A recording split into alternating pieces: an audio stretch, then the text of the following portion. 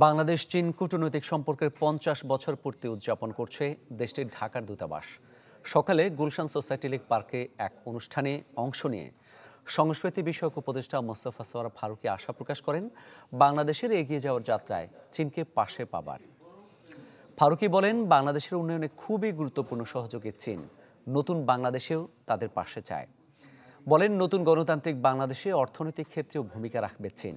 সাংবাদিকদের প্রশ্নের জবাবে ফারুকী বলেন, মাজার ভাঙা বা এ জাতীয় সব ঘটনার বিষয়ে সরকার জিরো টলারেন্স নীতি অনুসরণ করবে। এ সময় ঢাকা নিযুক্ত চীনের রাষ্ট্রদূত ইয়াও ওয়েন জানান, অর্থনৈতিক উন্নয়নে বাংলাদেশের পাশে থাকবে তার দেশ। অনুষ্ঠানে চীনের সংস্কৃতির বিভিন্ন প্রদর্শনী হয়।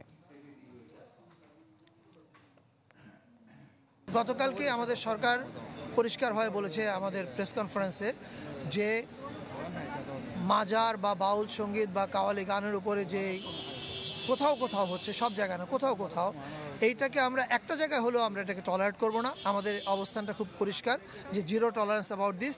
শিল্প সংস্কৃতির ব্যাপারে আমাদের সরকারের অবস্থান পরিষ্কার।